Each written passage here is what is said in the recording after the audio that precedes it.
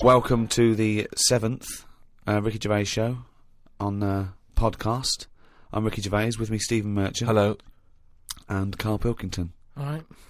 Now, talking of that, that's only 5 to go then, isn't it? 5 to go in this series of 12. Oh, still seems a lot though, doesn't it? We'll take a little break. I'm sure we'll come back through popular demand, I'm hoping. Yep. I'm hoping to put that on the poster, back by popular demand. Well, I'm hoping it's by overwhelming public demand. Yeah, exactly. My favourite. Yeah. As we're doing it for nothing. Yeah. We want to get a little bit of a pat on the back, don't Exactly, please. Do they give awards out for podcasting? Oh, if they do, hello, I am already writing my speech, baby. I was thinking that everyone listening, if you want to register your email with us, we'll let you know when we're back on air. Maybe later in the year. Go to rickygervais.com and just register, and then when I do a general mail out, I'll let you all know when Karl Pilkington is back. You are a good guy to these people, Rick. No sweat. Now, there's been an awful lot of correspondence. It's backing up there. We've got acres of it to get through. It is a bit mental, actually, but it's very flattering, and thank you all. And people have sent such brilliant things in and spent so much time doing them. There's someone sent in this mock-up of... We were talking about the those Russian sort of iconoclastic artefacts, and someone's mocked up Karl Pilkington as Saint Karl the Bewildered. It's brilliant. It's so good. Can we put those on the web? Yeah, I think let's put that up on rickygervais.com, and that's from Joe Murray in Philadelphia. We've also got one which is a little work of art from Ed Ferrari, and it's the three of us in a studio, and it's just great. It's a very flattering picture of you there, Rick. You look about 14. I know, I've come out very well in this. Karl, he's got a head like a fucking orange. Look at that. Yeah. And you, well, I don't know what you are. Your head is about 2 foot long, and in real life it's only 18 inches long, isn't it? So he's exaggerated yours a little bit. But it's a lovely drawing. We'll put that up on the web as well. Just everyone go to rickygervais.com. Everyone register, please, and we'll email you. And everyone keep sending stuff in. So thank you very much. Karl, Joe from Bradford asks, what body parts can you live without? He wants to know. He's obviously having sleepless nights thinking about this. What, so... With a brain. He's coped this far. So the bits that I've got now, if I had to get rid of one of them, what wouldn't I miss? Yes. See, I did a bit of an experiment on this, right? Brilliant. It's my job at home to wash up, right? Suzanne does... She gives you all the really big responsible ones. Yeah. She sort of like pays the bills and wires the house, and you go, what can I do? And you can go, well, you can go and play with the worms in the garden. Yeah. So anyway, it's my job to wash up and that, right? And I thought to sort of make it interesting and stuff, I thought, I wonder if I can do it, right? If I didn't have any thumbs. And so what did you do? So I just sort of... You sliced off your thumbs? I just sort of held them in. And it's amazing how, like, it took me ages. Just having that one thing gone. Well, it's part of our evolution, the opposable thumb. Basically, that's when we soared. These are milestones in human evolution. The opposable thumb, the forward-facing eyes, the upright. These are massive things in taking us out of the animal kingdom. And one day, Karl, you'll walk upright. But what do you mean about eyes facing forward? You mean... Before we got here, there was people whose eyes were looking in their head. I don't understand. Is that what you mean? No, because when we got sort of binocular vision, where we could, you know, because we were predators have a forward face. I'm going way back. I'm not just saying. I'm not saying chimps had eyes on the side of their head, but I'm saying big, major milestones in any evolution. Mm. I lost you at evolution. Yeah. So when you were doing this experiment, washing up, you say that you found it difficult. It took you ages. So you didn't just give up once you realised how essential thumbs were. No, you actually washed up everything. I just think of Suzanne walking in and Karl's there, just covered in water and fairy liquid suds, standing on a pile of broken crockery. Yeah, plunging his face into the sink every 30 seconds and just swishing his head around. But we talked about the washing up thing before, haven't we? When I was stood there washing up, and I sort of look out of a window, so the sink's in front of the window. Yeah. And that's why I quite like washing up, because I can just look out onto the street, see people going past. There's like a local homeless fella called Franco. You know, I look out that he's all right and everything. Sure. But I was looking across the way, right, and there's some there's some Chinese people who live in a flat, right, really small flat, and they're up till all hours. I don't know what they're doing, but they decide to back up at about 3:30 in the morning. And that. They're always really noisy and that. But above them, there was some woman, right, who the sort of bedroom is on par to our kitchen, right? Yeah. So I'm sort of washing up. Yeah. And I sort of look across and see this woman with like, you know, no pants on and that, no bra and that. Naked. Yeah, just That's the word you're looking for. yeah, she's just wandering about, you know, on that. So I was like, oh, what's going on here? So I carried on washing up and that, right? And kept looking, and then I was looking and she looked at me. Right? So we made eye contact. Sure. So I was like, oh God, right? So what I thought the best thing to do was sort of drop me pants a little bit. just a little bit, just like, you know, I had boxer shorts on and that. I thought if I just show a little bit of sort of arse cheek, then it's kind of like, right, we quits. Right? I don't understand the thinking. So Suzanne's watching the telly, right? I think she was watching Sex and the City or something. Yeah. She She sort of turns around to see how I'm getting on with the washing up, right? She sees me with, like, me pants sort of down a little bit with my arse out. She said, what are you doing? I said, don't look now. I said, but there's a woman over the road, right, with no pants on and that. She caught me looking. I'm just giving her a bit back. I love the fact that he explains the rules, and Suzanne's meant to go, okay. That makes sense. But I don't. So hang on. So you showed a bit of your arse. You turned presumably to show the arse. So why did the arse at the woman? I had to lift it up a little bit on the sort of on the draining board. What? Hang on though. What did she do? Did you register her reaction when she saw a bit of your arse? What happened? When she saw my arse, yeah. Well, then I wasn't looking because I thought, in a way, I don't want it to look like, well, I've seen a bit of your stuff, here's a bit of mine. I just thought, at the end of the day, I caught a glance of you. It's only fair. You've had a bit back. You know, I'm not making a big deal out of it. I genuinely think James Stewart missed a trick here in Rear Window. Yeah. This would have been, you know, a much better film had James Stewart just popped his pants down. It would have given a whole new meaning to the title Rear Window. Yeah, exactly. It's tricky though. I seem to be surrounded by people like that because I've told you before. There's the old woman across the way who's just sat there reading a book. I look through everybody's windows like that. Remember that film, that Sliver or something? Okay, right. When they've got video cameras. Yeah. I'm just looking onto everybody's world and just seeing what people are getting up to. There's nothing wrong with that. Brilliant. That's why I like washing up. The Ricky Gervais Show on Guardian Unlimited. Chris has emailed a mantra for Karl. We were talking about famous mantras and sayings and things. Yeah. Never has a mank said so much to so many that means so little. Brilliant. So you can have that on your headstone. Rupert. Your little round headstone. Rupert's in the Isle of Man. He says, I don't know if you knew this, Karl, but apparently octopus's testicles are located in their heads. Yeah. But then, to me, that isn't that amazing, because at the end of the day, an octopus, really, all it is an head. So everything it's got has to be in the head? It has to be in the head. It'd look daft if they dangled down below. Right? So all it is... I mean, there's a lot of facts... It'd look daft if they dangled down below. I'm wondering again, that's almost... I don't think you should start sending them in, but that could almost be the B-side to... B-side to Knob at Night. I could eat a knob at night. James Round says, Karl, if you could be anyone in the world, who would it be? Dead or alive? Why would you choose to be a dead person? No, but sometimes, like, there's people who are now dead, but everybody raves about them. But are you saying...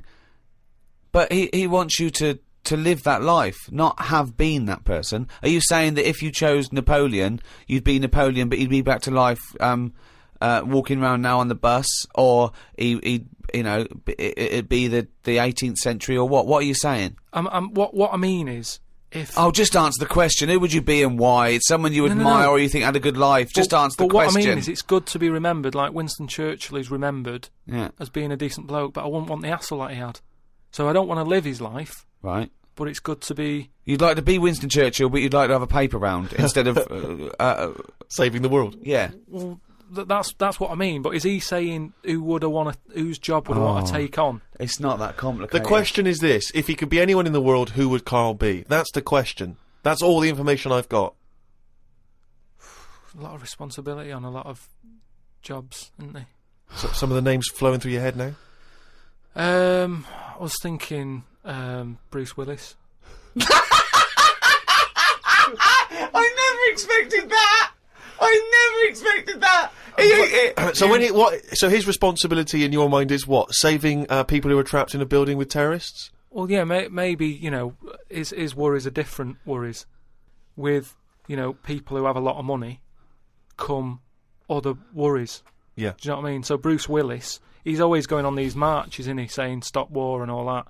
Mainly because he's got more to lose if there's a war. He's got loads of houses. One of them's going to get damaged. Whereas if you're poor, you've got the one house. If there's a war, it's like, oh, just end it all for me then. I'm sick of it anyway. Do you know what I mean? Sure. So Whereas Bruce, yeah. With successful life and happy life, there's more for you to lose, is what I'm saying. Right. Like at the moment, because I've finished a job that I've been at for 10 years, right? I've finished working there, so suddenly I've got my timetable's a bit out, and I haven't got enough of a routine. And I'm a man who likes to know what I'm doing. Right? Yeah. So now suddenly 5 until 7, washing up with no thumbs. I've sort of turned into like an old person, where the little jobs that you shouldn't enjoy are now the main event. So but hold on, how old are you? You're 31, aren't you? 32. 32, and you're pottering around, not knowing what to do with yourself. Well, like yesterday, Suzanne's shoes needed to go to the cobblers, right? I haven't heard the word cobblers. I didn't even know cobblers still existed. I only ever see that in Christmas films made by Disney. Well, I had to go and do that, and that suddenly... Because last time you were going to the toffee shop, and then you went to the cobblers, next week it's the candlestick maker. But all I mean is, that suddenly is a nice little day out. I'm sort of putting my coat on, going, right, I'll go and see the cobbler now, and go and have a chat. Tell me about the cobbler. You didn't come back with 3 magic beans, did you? No, the cobbler's all right. He's doing, he's fixing cobbling. Shoes and that. He's cobbling all day. Have I told you about my Uncle Alf, who was a cobbler? No. I'm sure I told you about him. He's the one who he lived in like a bedsit, and he had 2 tellies. He had like one that the sound didn't work on, and one that the picture didn't. But both together, it worked. Oh, right, okay. So as long as he was watching the same channel on both, sound came out of one telly, and he'd watch the picture on the other. Brilliant. And he slept in like a rubber dinghy, right? But he was... Whoa! You can't just let that slide. Why did he sleep in a rubber dinghy? He just liked boats and stuff, and he sort of... Yeah, I like boats, but they're better on the water. Beds are better to sleep on. Boats are better to sail on. Well, he just had it in there. It's a bed set. It was really tight space. Boat sit. He's got this. He moved into a dinghy sit. He's got this dinghy, so he's thinking, well, rather than it get in the way, I might as well use it. Yeah. Right? But he was a cobbler, and he used to like repair like my shoes and that, right? Yeah. But he'd always sort of overdo them, right? So what do you mean? Like fancy. Do you know like Pimp My Ride on MTV? Yeah. Because he does up shoes, he'd go mental on them. What do you mean? There was the stereo. Yeah. Well, no. There was horns. It's Here Go comes faster Karl. stripes down the side. Yeah. Here comes Mr. Pilkington. He's got the fastest shoes in the land. No, it just makes shoes that would last forever. So instead of putting like one sole on, he'd put about 5 on. So it looked like one of them built-up shoes that you never see. He'd just put loads of stuff on. They'd last forever. But they did. But they look like orthopaedic shoes. Yeah. It just like suddenly I was like 6'7" whenever he'd sort of sorted my shoes out. But he's a cobbler, and it's work that's always there for you, isn't it? I suppose so. So you went out with to take Suzanne's shoes to the cobbler. Yeah, so that's it. Yeah, so I just took him to the cobblers and that was like a nice little job for the day. I got a leaflet through the door saying, if you want to walk a dog, the rates are good. I don't know what they pay and that, but I got a little letter in my little letterbox saying, if you're free in the day. What, they pay you to walk a dog? They pay you to walk a dog and that. And I thought, if I do that and get a paper round, 2 in 1. Sorry, you just went from a job, right, where you were the head of production at a radio station, dare I say it, on... can I discuss your... Well, it was an alright wage, yeah. It was very good. But I wasn't happy, so it's pointless. No, I know that, but to go from the head of a department on a lot of money to walking dogs and doing a paper round, I don't know. No, but it's about being happy, isn't it? I know, but that's commendable if that's true, but... okay. And that makes you happier? Well, I haven't walked the dog yet, but I'm just saying if I do... I mean, I'm not taking it if it's raining. I'm just thinking if it's a nice sunny day and I fancy a potter, I'll go round to her and say, well, how much are you paying? I'll take the dog a walk and stuff. But I can't believe some of the words that have cropped up in this. It's 2006 now. Potter, cobblers, toffee shop. It's very, very strange. Do you live in Narnia? The Ricky Gervais Show on Guardian Unlimited. Right, a lot of people are sort of emailing in sort of brainy stuff. Brilliant. Right, which, you know, the more the merrier. I'm happy getting all this stuff, and if you know, it grabs my eye, I'll run it by you and you can sort of tell me about it and that. And getting a lot of stuff about philosophy. Oh, yeah. And all that. Descartes, that's another one that's mentioned on an email. Descartes, yeah. the French philosopher. Yeah. What's your question? Well, he sort of cropped up on an email. Someone said, what do you think of him? And I was like, oh, I don't know. He famously he pondered his own existence. Cogito ergo sum. I think, therefore I am. He was thinking about that. He was thinking, how do I know all this is true, everything around me? And he thought, well, I can see it and I can smell it and I can hear it. And he went, oh yeah, my senses can be fooled. I could be dreaming. And he thought, well, that's true, I could be dreaming. But if I'm dreaming, then at least I'm alive. At least I have some sort of consciousness. So if I'm even thinking about anything, you know, I exist. I think, therefore I am. Cogito ergo sum. But we don't need to know the Latin bit. Why is everyone always going back to Latin? It was ages ago. Why is that language always being... And were Latin people always in a rush? Because they seem to be like words for full sentences. Why couldn't they just take the time and say what they want to say?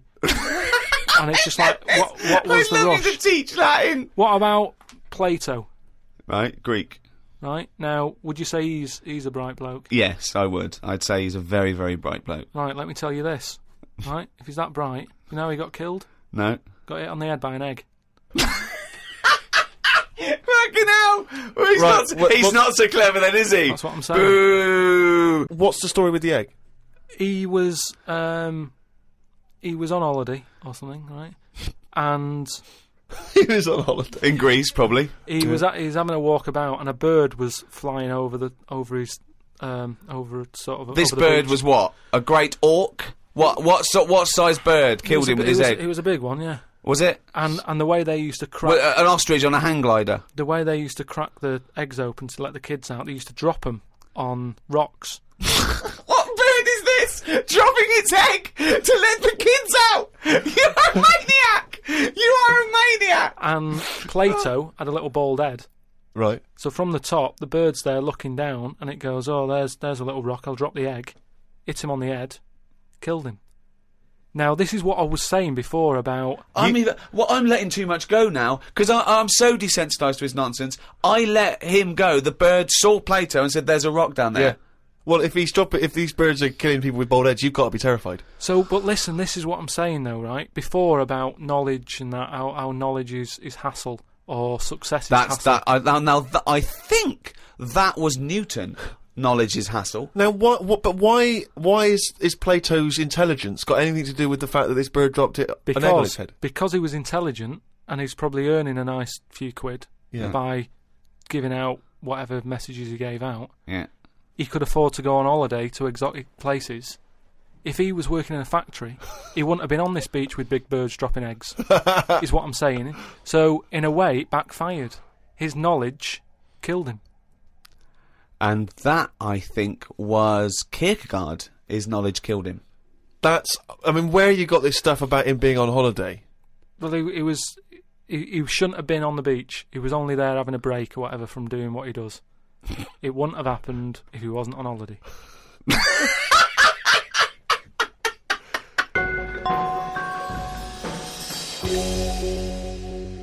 Again, I can't remember which show this was that we were discussing this, but we talked about well-known phrases and quotes from the past. We talked about Benjamin Franklin. People have... this is an email we've had saying, Karl, what do you take by the well-known saying, a stitch in time saves 9? A stitch in time saves 9. Or a stitch in time saves 9. Yeah. See, it's another one that I don't think I've picked up on a lot of these sayings that are being sort of thrown about willy-nilly. Willy-nilly? Willy-nilly. Okay. Willy-nilly. No, but I, again, it's one of them like last week. I've heard of it, but what does willy-nilly mean? Just sort of like throwing it about all over the place. What do you mean? But what someone said, what does the term willy-nilly mean? It just sort of means, carefree. That's right, yeah. Okay, but what does a stitch in time save 9 So you mean? understood willy-nilly, so you used a phrase. Yeah, it sounds nice, you used it, you said it willy-nilly, but you sort of got the gist of it. So what does a stitch in time saves 9 mean? I don't know. What do you mean you know. don't know? Think about it. A stitch in time saves 9. Is it to do with sewing? Well, yeah, sort of. So it's not that clear. So if you've got a jacket, Yeah. and the seam starts coming undone, oh, there's a little bit of seam. I'll leave it. Oh, it's getting worse and worse. Soon your sleeve falls off. So you just need 1 stitch there. That'll do it. If you do it now, later you'll need 9 stitches. And that, of course, is an analogy to other things. If you leave something that needs attention or repair, it'll get worse. So do it now. Do it in time. Yeah, but they could have said a tile in time saves 9 on the roof. They just used a sewing analogy. But it depends if you're busy at that point, because if you've got something else that needs doing, that means that isn't being done because you're messing about sorting out a hole in your coat, is what I mean. Yeah. You can't always do stuff straight away. So maybe, I don't know if there's a sort of a middle ground where you don't have to do it straight away, but stitching A stitch sometimes time, today. say in 15 or whatever, meaning you don't have to do it straight away, but just do it before it gets really bad. Brilliant. Do you think yours is less poetic than a stitch in time saves 9? So yours this is what you wanted to be a quote, right? Well, you could do it now, but if you're doing something else, then, don't do it immediately, but do it soon so it doesn't get really bad. Karl Pilkington. No, but it's the same. That's the same way I treat most things in life. It's like I never go to the doctors unless it's really That is sensible. bad. That is very good advice. No. That's brilliant advice Well, for it is, anyone though. listening. Never go to the doctors. Unless it's really bad. But that's why a lot of people, particularly working class people, die because they don't want to bother the doctor, or they're mildly embarrassed, or they don't know symptoms, bad symptoms. Go to the doctor if you're not sure about something. Like you were terrified to go and have your prostate. Still not doing it. Why not? I wish you wouldn't talk about it, because now Suzanne will listen to this and she'll go, "Oh yeah, you haven't been," and start dragging it up again. But why are you worried about a qualified doctor? I don't know what they're doing up there. What they What just year pop are we in? They. What are you talking about? They pop their finger up. That's what I mean, though. Why? Well, it's 2006. Yeah. Why are they still using the index finger? What, would you prefer the forefinger or the thumb, would No. you? No, what I mean is, we've got... Or a thumb on a stick, some kind of thumb on a stick. Yeah, would you prefer it to a be mechanical thumb, a Oh, robot okay. thumb. Why isn't it just a little camera? Or something that They can... have got- Well, they well- put the camera up if they initially discover something. But just put the camera up straight away. If I'm No, paying they for don't the need visit. to. They pop the finger up, feel that the prostate isn't swollen, wiggle it around a little bit up your back passage. What are you worried about? I don't think they need to do that. Are you in this embarrassed? day Are and you age. embarrassed about being in a room with your trousers around your ankles and a little fella popping A his... little bit, yeah. Why? And the other thing is, it's not just that, is it? So you go in there, they check your heart out and that, which to me is the most important thing, because that's what keeps you going, isn't it? Yeah. Right? You've got to go there. You Yeah. sat on the bus, stressing out, thinking, oh, in less than half an hour I'm going to have a finger up the arse, right? What is the problem And they go there? in, they check your heart, they probably check your testicles and that. What's up with that? They check your testicles, yeah? Yeah, That's... but it's all building, and you've sat there going, oh, soon that'll be happening. Yeah. And that's what puts me off. So if they just came round when you were asleep, Suzanne just let them in and goes, he's over there, right? Yeah. And they crept up and went, bang, you go, what are you prefer that? doing? I just don't understand why they don't teach you how to do it yourself. How can they... Wow. How can they teach... Imagine you squatting in a corner with one hand on your bollocks and the other finger up the arse going, it seems to be alright. Karl, you don't understand the phrase "a stitch in time saves 9." I don't think you should be doing any kind of invasive medical research in your own human body. But then... Who knows what trouble you're going to cause? No, but then at least... You would get stuck. Yeah. You would get stuck. Susanna come out, your fist would be up your own arse.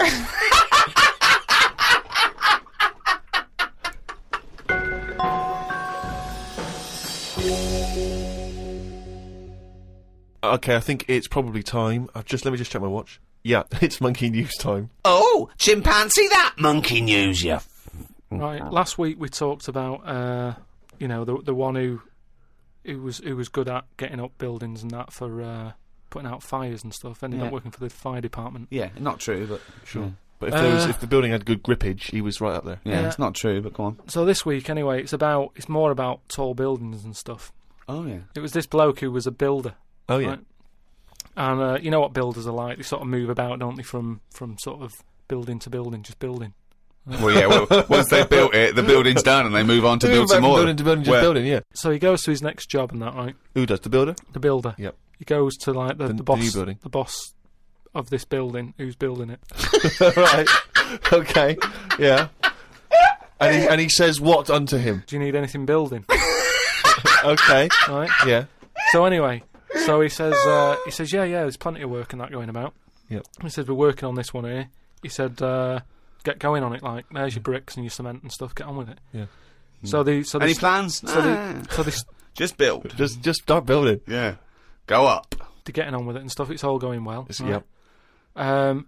But he notices that there's someone working high up, right, on the top bit. Sure. Because do you know, like, there's girders and stuff on these big buildings. Yeah. And he's still building the bottom bit, and which he's is still weird.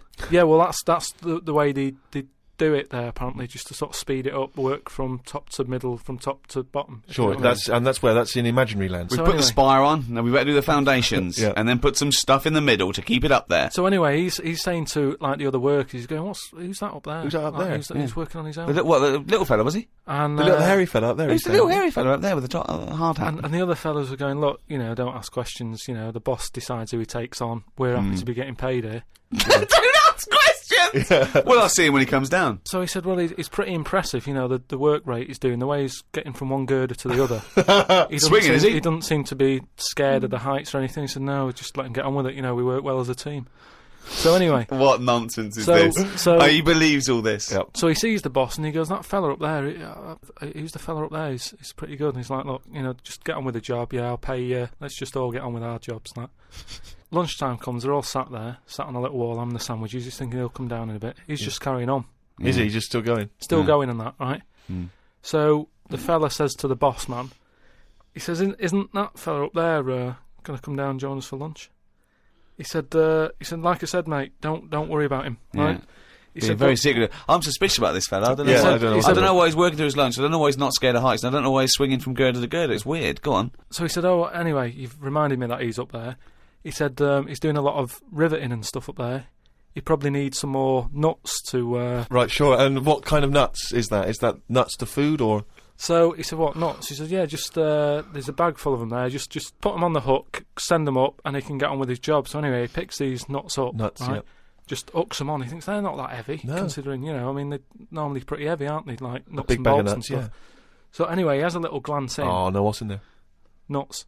What, you mean nuts that you can eat? Nuts that you can eat, Oh. right? So they send the bag up, and he's thinking, what's all that about? He checks him out, starts to stare, works it out. You can see that he's a little chimp running about. So he goes, I'm not happy with this. Why isn't he? Because he's working for an organisation that's, there's unions for this sort of stuff, isn't there? Yeah, he's not going, that's amazing. They've got a chimp riveting this building together. Yeah, that's not scary. He's wondering if they're breaking union rules. So he goes... You don't have to talk. So he goes and has a word with the boss. He goes to the boss and he goes, look, I've worked out what you're playing at here. Yeah. He said, all them out Is there... the boss sitting in a tyre? He said, all them lot out there might not be wise to what's going on here. He said, but I've clocked it, and you're sending nuts up to it. It's a monkey, it's not on. So he goes, look, we're just all trying to earn a living here. He said, don't get involved in it. I'm happy to pay you, but I'm paying him. Don't interfere. He's paying him? And he's saying, look, I'm just not happy with this. It's not allowed. So the boss was saying, well... We pay peanuts, we get monkeys. He said, to be honest, mate, he's a great worker. He's known for doing what he does. He's a good grafter. If one of you's going to go, right, I'm afraid I'll have to let you go, because he's been here longer than that. Yeah. He was made redundant. None of that happened. He was laid off. None of that happened. He's laid off and that. And that's where that saying about like there's a lot of tower blocks and that in America. It's like the chimp off the old block is where. So that's monkey news.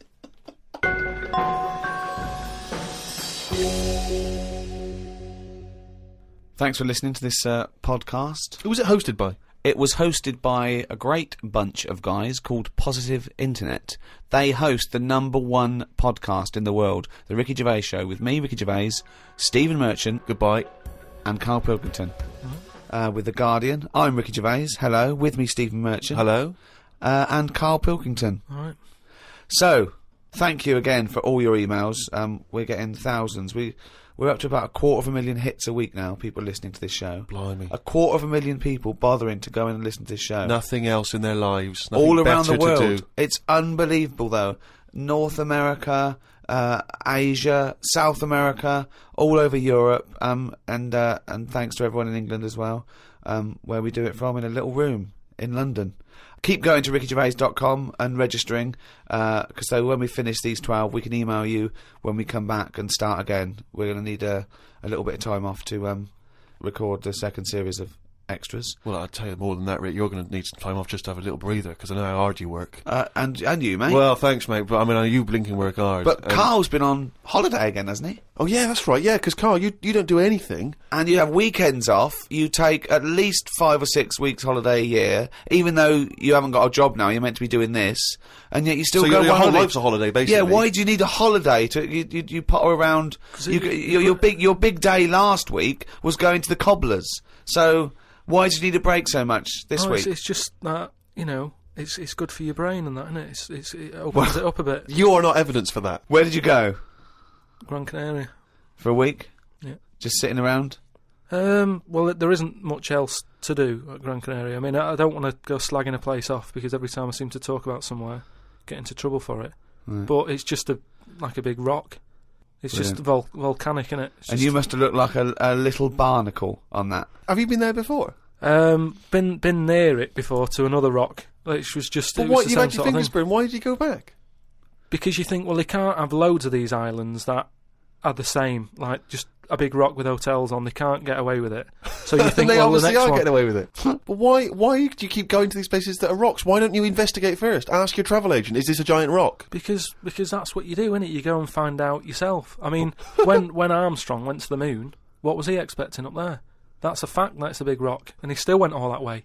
I don't know what that point was. No, Fair enough. so what I'm saying is, though, sometimes Tell us about the moon landing. As you started, what do you know about that? Because I mean, so far you've given us a lot of insight into the moon landing. So there was Armstrong.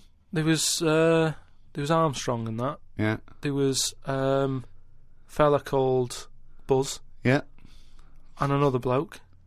Yeah.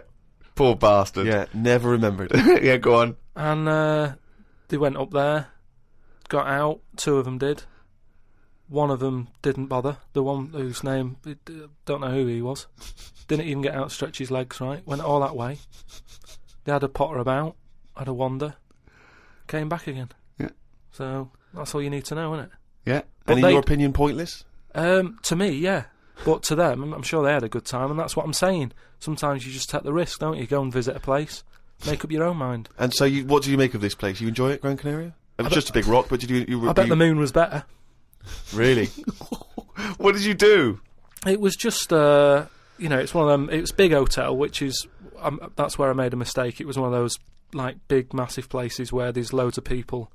And you go for your dinner. That describes a hotel. Yeah. No. Sounds like to me. You've nailed that. I've been to a few. That sounds like it. No, but do you know what I mean? Though there's the nice small ones where it's just enough people, but this is like mental, and it was full of old people, really. Ugh. I mean, that's probably why it's called Gran Canaria, right? Because there's just Grannies old people. everywhere. Yeah, right.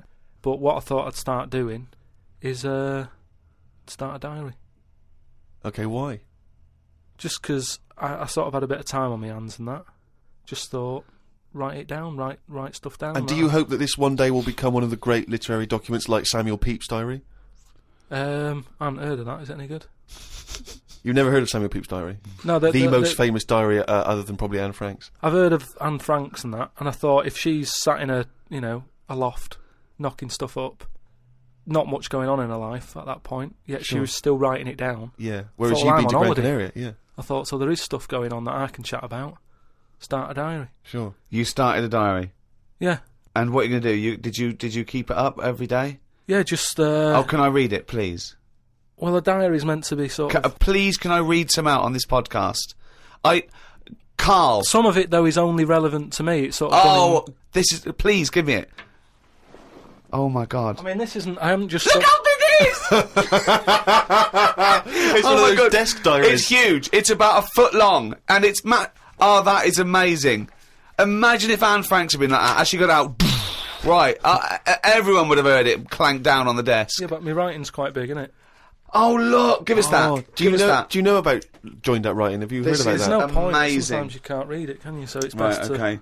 to look at ancient times. Oh, my God. It starts on the first day. This is wonderful. Going on holiday to Gran Canaria today. Woke up to the news that Tony Banks had died. There was a piece on the news about how everyone was shocked. Got me thinking about an invention that would be good. Right. A watch that counted down your life. If it says you've got 3 days left, go to the doctors. Told Suzanne about invention. She said she wouldn't buy one. But she said that about the iPod. How would this device work? This watch. I mean, how would you know when you were about to die? Is that a concern? Again, not for you to worry about, presumably the boffins and No, all I was thinking is that Tony Banks fella, he died and everyone was shocked about it. But if you had like a little watch on... But how does it work? You can't just say, wouldn't it be good? How would this work? Yeah, I imagine you in the patent office going, got an idea. They go, oh, certainly, Mr. Pilkington, what's your idea? Watch that counting down your life. Oh, how does that work? What? Just wear it, just pop it on your wrist. No, what do you mean, just pop it on your wrist? How does it work? Just pop it on your wrist. Brilliant. You're an idiot. Well, it's interesting that he goes on. The flight to Gran Canaria was a bit bumpy. I thought about the clock that counts down your life again, and I wondered if it would know if you were going to die in a disaster. No, he's querying his own life. He's wondering if it would know. He's invented this. And now he's not even sure.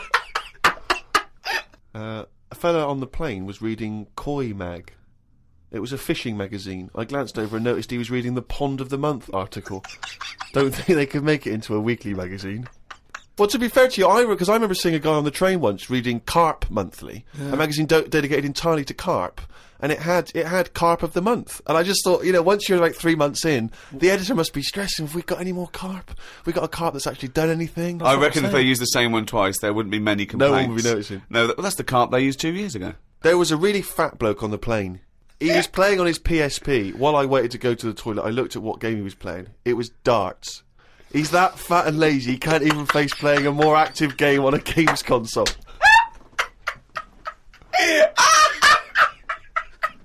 Me and Suzanne got off the coach along with a couple of old people. One of them was in a wheelchair. I don't think it was wise of them to come to a volcanic island with a wheelchair. Everywhere's pretty rough, paving and slopey. Guess I'll keep an eye on it as the weeks go on. Day 2 in Gran Canaria. Brilliant, we're only at day 2. The hotel's a bit odd. I've never seen as many cross-eyed people in one location. That's enough, isn't it? That's amazing. Well, you may as well let me read on a bit more. No, this is amazing. We'll come back to This it is a later, brilliant diary. This might be the best diary ever written. Oh. While sat listening to the Kinks on my iPod, I wondered if everybody thinks in their accent. I know I do. What's this? What are you talking about?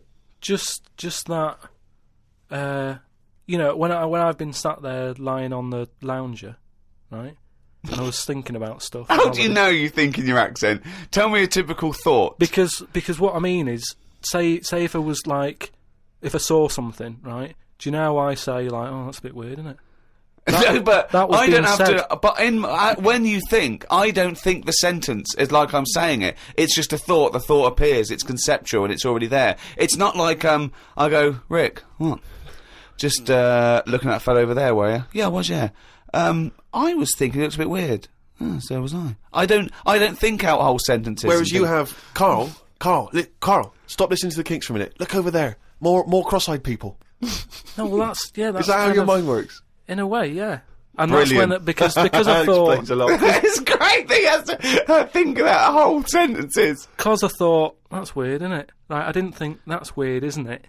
And I thought I actually think in my accent, and then I thought does Stephen Hawking? Does he, when he's doing his maths and that, is he? I don't know where he's from, so I don't know what his accent would be like. I think he's from Kent or Cambridge or Oxford. Or Right. something. So you think he might think in his voice, in that voice his box computerised thing. voice? Just wondered. Had lunch inside today due to shite weather. Sat next to an old fella. Old men's ears and noses carry on growing as they get older. Suzanne noticed his fingers were fat too. Maybe they continue to grow. Suzanne didn't laugh when I said her arse had the same problem. Day 3, cloudy start to the day. Had pie and chips in a cafe. Had a bit of an argument with Suzanne because I thought it was daft that we were paying for food when we were on an all-inclusive holiday. Changed my mind when I saw they sold pie though. The cafe was called Tattoos. The fellow who owned it didn't have any tattoos. But we never saw his wife.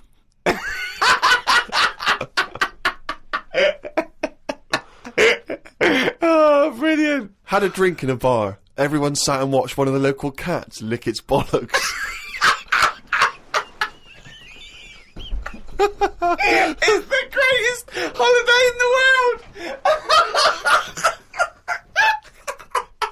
That's the entertainment in that town. Went back to the hotel and had a sleep before tea. I love the fact you're moaning about old people, but you're just as bad. You've done nothing so far. He's done nothing, he's got a big hip.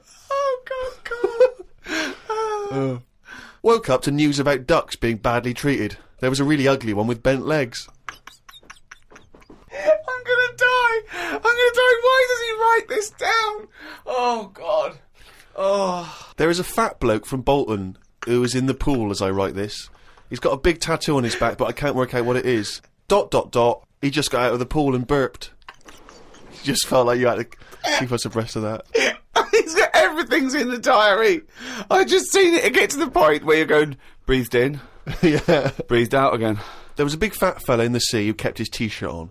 If you're big and fat, is there more chance of you getting burnt because there's more of you on show? I asked Suzanne and she said she didn't know in that sort of not listening kind of way. I wanted to hang about to see if the fat bloke was going to get in the kayak, but Suzanne said we had to head back. I just love him waiting to see if he's going to capsize. We go home today, so we got up early to get the last bit of cloud. No, it's just that it wasn't. It's not that sunny all the time. I mean, I was sat in weather that if it was like that here, there's no way I'd be sat in the garden. Yeah. But because you're on holiday, it's like, well, we got to sit in it. Put your coat on. So are you going to continue to write this diary?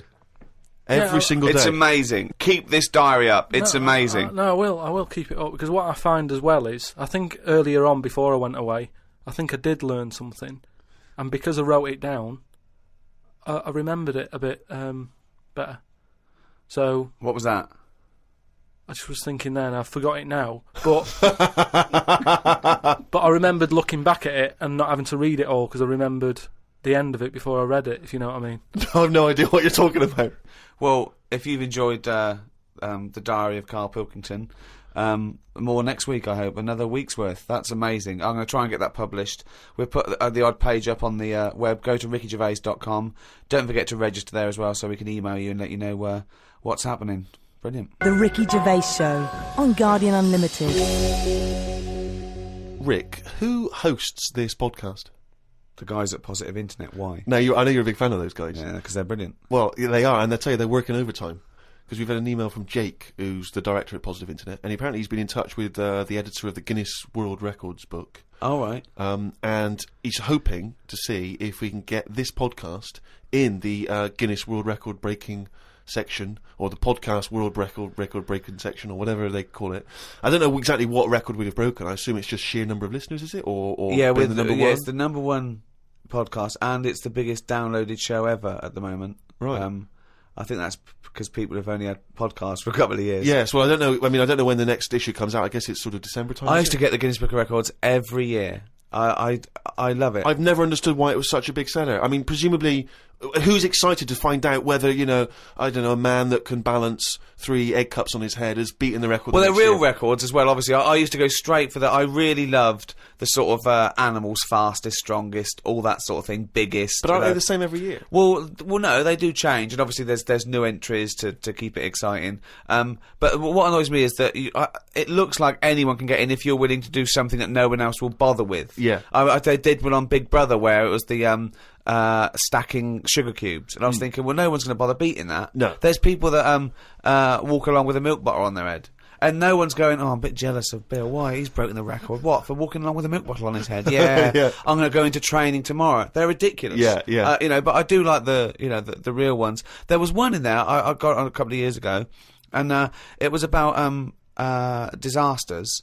And there was one where there was some big ornamental incense burners at this thing in I think Thailand or Korea or somewhere, and they fell over. And they killed 7 of the congregation. And the headline was biggest joss stick disaster.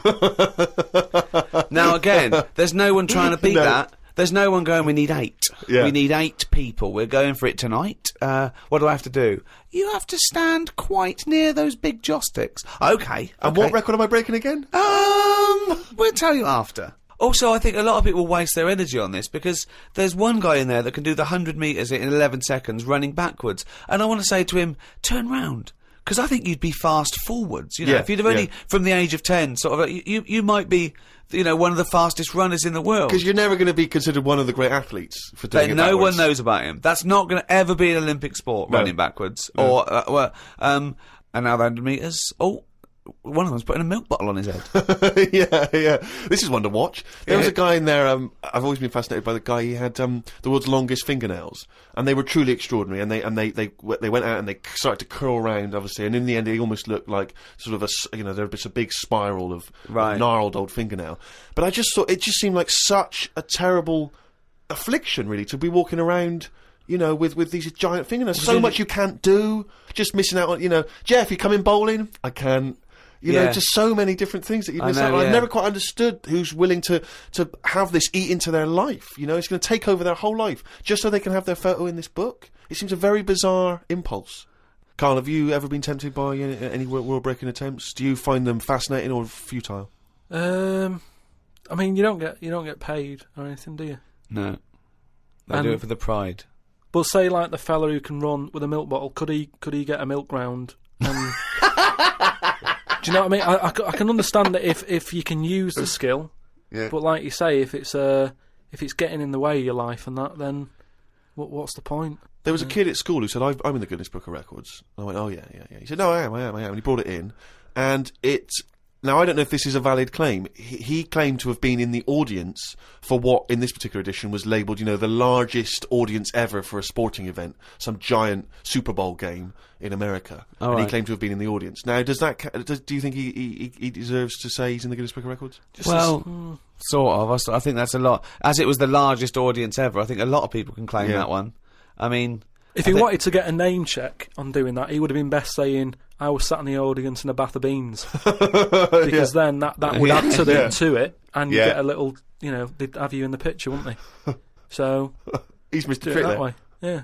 The Ricky Gervais Show on Guardian Unlimited. Harry from Canterbury wants to know whether any of us have ever had any cruel nicknames. He claims that he's quite tall and rather hirsute, and he says he's often called Lurch or Wolfie. He's always thought that Karl looks a bit like Mr. Potato Head. Yeah. No, there's no potato that round, but I suppose you could fashion a potato to be that round. Maybe we could, if anyone can carve a potato into the roundest head ever, pop a couple of eyes on it. Make it look as much like Karl as possible. Exactly. But any nicknames? Did you ever have a nickname, Rick? No, mine was boring. I didn't have any. It was just around the name, like Gervais or something like that. No, I didn't have nicknames. I always wanted a nickname. I just thought it was quite cool for some reason, particularly because gangsters always seem to have nicknames. Lefty. Fingers. Yeah. Lefty, Scarface. Yeah. And so I decided that I thought, because no one was giving me a nickname at school, it was kind of annoying, or certainly not to my face, that I decided to just come up with one. Yeah. And so I remember I was at lunch once, and I just said to my mate Phil. How old were you? 12, 13. Brilliant. I just said to him, Phil, don't know if you know, mate, but people aren't calling me Steve anymore. Everyone's calling me Spud now. Now, I don't know why I thought Spud. It's weird. We should talk about Mr. Potato. I don't know why I thought Spud was a cool nickname. I think it's a grown-up name, though, isn't it? And it's also because I think it sounded like it was probably either something that you'd find in one of those kids' books, like the Famous Five, or like the Bash Street Kids. There'd be Spud, and I always imagine with Spud, he's not the leader of the gang, but he's a reliable member. I think You know what I mean? Spud is the biggest lorry driver in one particular sort of car park. Yeah. And here comes Spud. Yeah. And he gets out, all right, boys. And he's big and massive. And Spud can eat 2 breakfasts. Exactly, yeah. But I just, in my mind, it was, that I would be one day part of a gang, and it's, I'm Pinky, this is Jojo, and the tall guy Spud. And it didn't catch on, did it? Really caught. And he just went, oh yeah, right. And no one started, and I was hoping he'd go, everyone's calling Steve Spud. Yeah. But of course... Hey, Spud. The first time I said Spud, you go, what? Yeah, exactly. You'd be really proud, wouldn't you?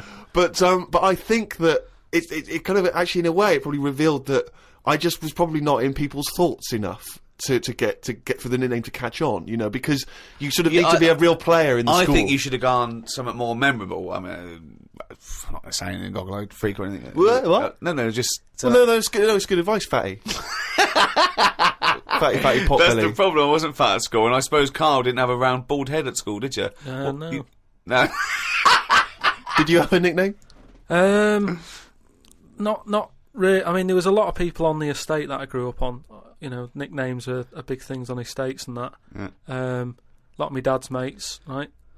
What their nicknames did was tell you about them. Do you know how I said about the Elephant Man's a good name? Yeah. Because, you know what you're going to get. If someone said, Elephant Man's popping round in a bit, it wouldn't be a shock when he walked in. Yeah. Right? So it worked in that sort of thing.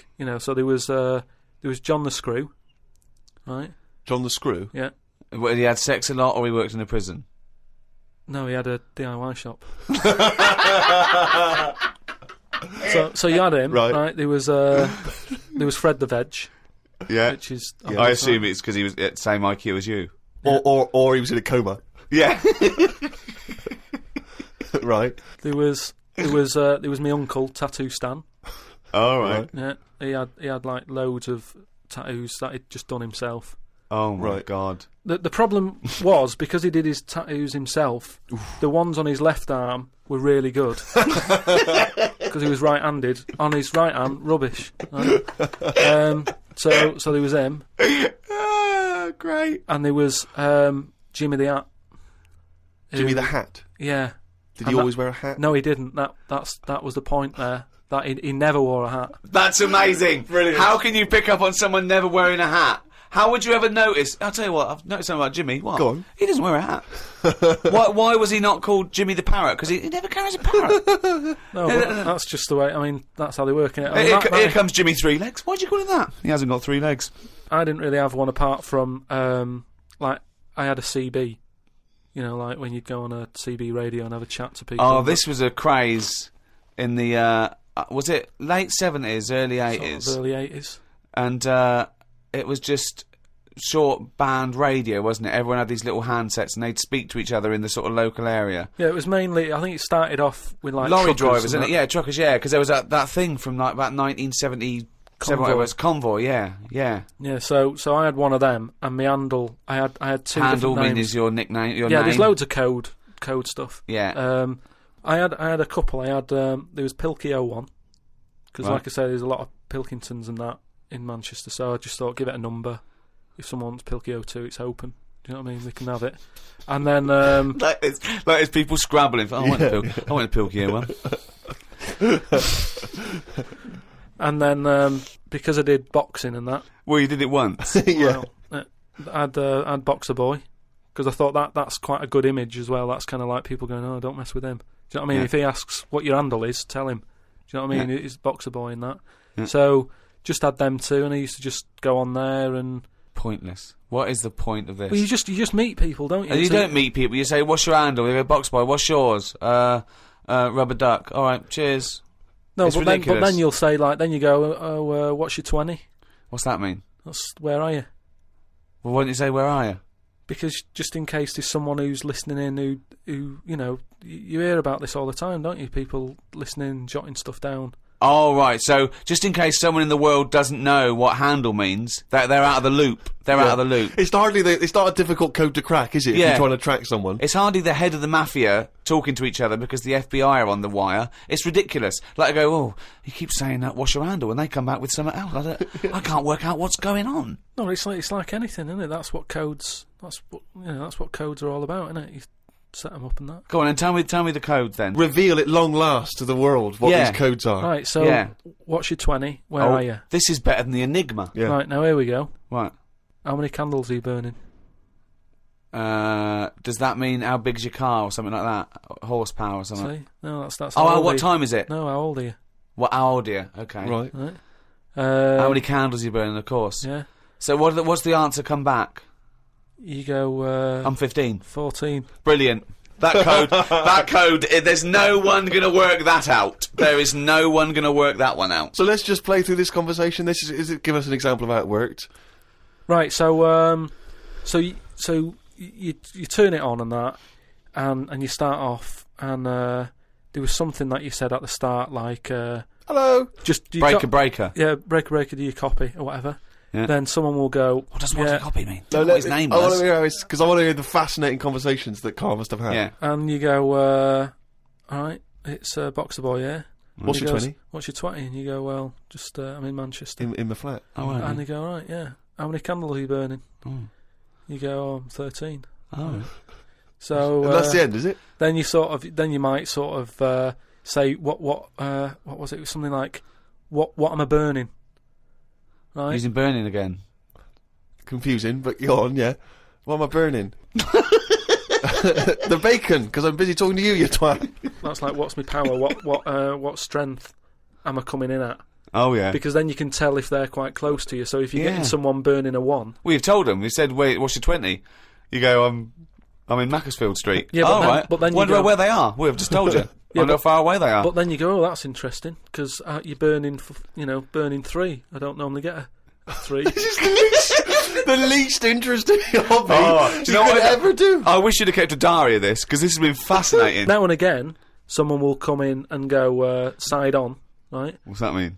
And that means like there's someone sat there listening into this chat and going, this sounds interesting. Yeah, no, it doesn't. Unlikely. Yeah. And they want to join in, so they sort of go side on, you go side on, bring it in, right? And they go, all right. How many candles are you burning? Yeah. What's your 20? That's it goes round again. Yeah. See you later. What's your 20? How many candles are you burning? Oh. And, I mean, it seems to me that what you should have done is made a note the first time, so that when you then speak to them again, you don't need to ask them those questions. Can I just confirm that you're burning 15?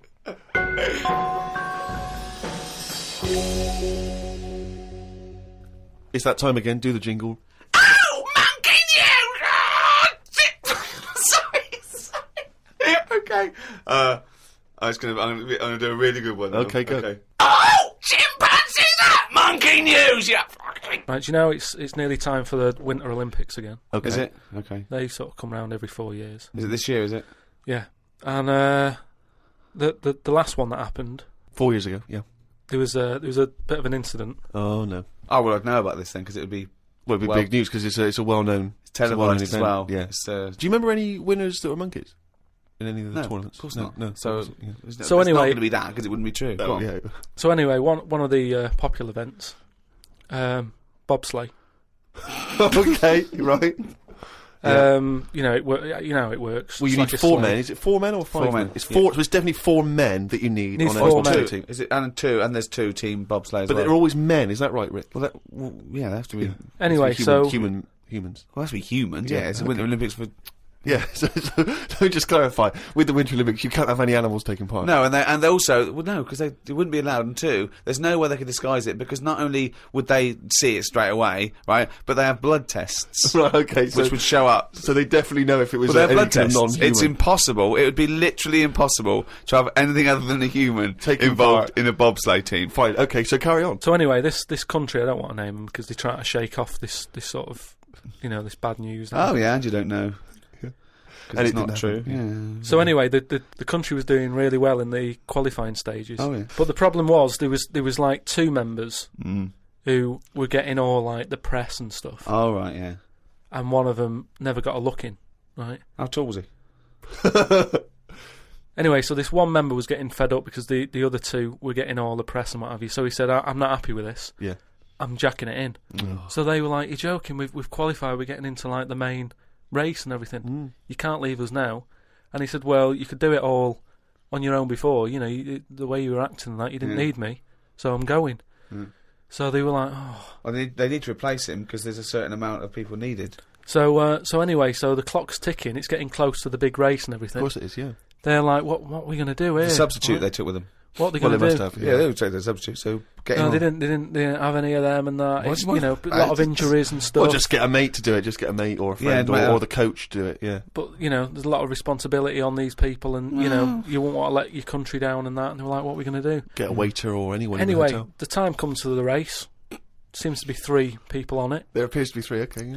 They start off, they're whizzing around the track faster than normal. They're beating their old records. Right, amazing. Because the new fella they've got a little bit smaller. Ah! Right? Is he in? So Is he in the bobsleigh? Or is he pushing? He's in it. Oh, right, okay. Right? He's wearing a uniform and a helmet, though. We He's can't got see what he helmet looks like. on, We he's can't got see the his kit face. on. Can't see his face. Nobody knows who he is, but the course they do. country's loving it. Of course they They're do. like, well, it looks like we're going to break all our records, you know. Good. It's good that they found someone new. Yeah. Bet the other fella who left is sort of kicking himself, thinking, oh, I could have been part of this. Anyway, This wasn't that bloke that had very short legs and long arms, was it? what happened is they're whizzing round the track and what have you, Faster than ever, yeah. faster than ever, and the press are like going, beating all records here. They started taking photographs. Lot of flashing. Lot of flashes from the cameras and stuff. Right, of course. Suddenly, the bobsleigh goes a bit sort of mental and whizzes off the track, right, into like all the tyres and stuff that they have for protective. Oh, they love tyres, don't they? Bobsleigh members. Some of them you can. Sometimes you can find them swinging in one, or maybe eating a banana. Ambulance comes rushing over and stuff. The other 2 members are looking pretty nervous for some reason. Oh, what are they doing? They're saying, look, don't take the helmet off because, you know, you can do more damage to the Well, neck. don't tell the paramedics how to do it. I mean, They know their job. Yeah, they know their yeah, job. yeah. so they were Please. like, just you know, and plus, you know, he came in at last minute to help us out. He doesn't want everyone to know who he is. He's not after the limelight yeah. like some of the members we used to have. He just Yeah. was helping his country out. Yeah. Leave the helmet on. Anyway, they get him in the ambulance and stuff. The other 2 are looking a bit worried and what have you. They're gutted. They lost the race. The little bloke, is the bloke not saying anything? Is he not? He's in the ambulance now. Is he not saying anything though? Anyway, word got out, right, from one of the ambulance drivers a few weeks down the line, once all the dust had settled on the Olympics and stuff, and light news day and stuff. Yeah. It was reported that one of the ambulance drivers said that on that sort of dreadful night, when, you know, the country lost out on a medal in the bobsleigh, he sort of reported that there was a monkey in the back of the ambulance. People were like going, you're joking. I don't aren't remember you? this. I don't remember this. You- at all. well, this is it, you see, because they sort of swept it under the carpet a little bit. right. They were like, this Bullshit. is crazy talk. It's all shit. It's all This is shit crazy again. talk. Once talk, absolute shit. Where'd you get this from? This is crazy talk, right? It is But- crazy talk, and it's from the mouth of Karl Pilkington. But the weird thing is that backed it up. Following week, there was a story of some people who visited the zoo saw a chimp in a neck brace. And that's this week's Monkey News. Bollocks.